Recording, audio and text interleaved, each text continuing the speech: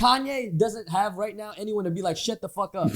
Word. That's what I'm saying. And like, if you do, that's what I'm he gonna saying. treat you like Kid Cudi. But that's what I'm saying. That's what I'm saying. There's people that get to that point where now, if you say no, even if you are their friend in a good way, they're like, what are you talking about? Bro, you seen in the Kanye doc, bro. But that's what I'm saying. That saying. man Cudi was scared. He was like, when I seen Kanye, Yeah. last time, So it's like, time I seen Kanye, I didn't know what to say. He said I was afraid because I know Kanye, but I never met Yeezy.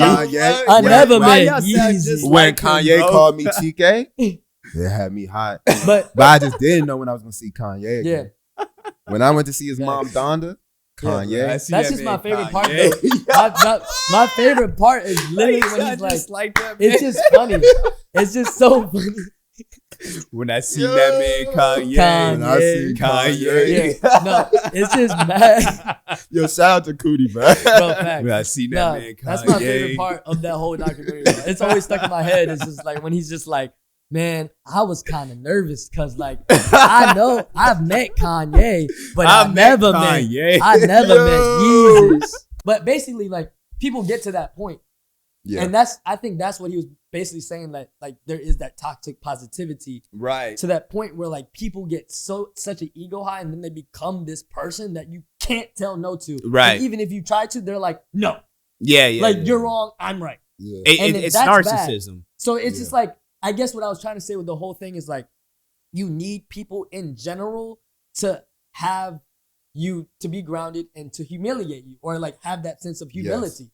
Like you need someone to bring you back down to earth, and literally either type of person like Kanye, he needs to get his ass beat. Like that's what I think he needs. Wow. Like some people do need to get punched in the face. Saying. Like some people sometimes it takes getting punched in the face one good time. Yeah. Like I'm saying like, nah.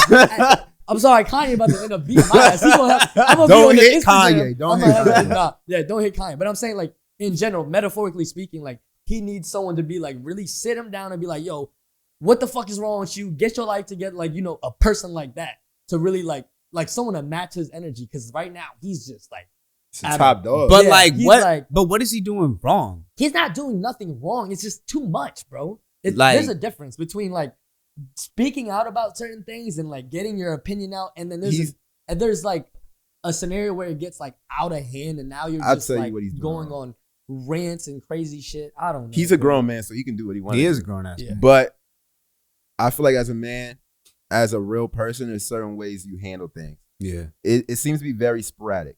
If you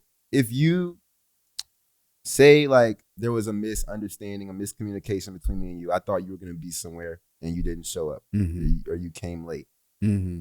Do you think it would be real of me to screenshot the text and then put it as my like on my page and with a long caption like calling you out your name? Or could we have a conversation offline? No, of course, you can have a conversation. That's offline. what Kanye does. That's what he be doing. You might be friends with him one day and then wake up one morning and you're blasted and you didn't even know. Like you just seen him last week and everything was great. Right. He did that to Big Sean. He did to Kid Cudi. He did to Kim. Like he does it a lot. I feel like that's something he needs to work through. Yeah, but he's a grown man. But how we talked about with therapy, it's up to him. He has to see the problem. It's just like an addict. Yeah. Like if a drug addict doesn't see why he needs to be off cocaine and doesn't see how it's ruining his family and shit like that, like it's not like he's not gonna change. That's a fact. It all comes down to self, bro. Like it literally, that's like the highest, like the hardest glass ceiling to break is for you to like be able to go through this, for you to like, be aware or like literally take that extra step. This episode is about self-awareness. Like this whole time we talked about basically self-awareness. It stems back to it. Because in like every aspect.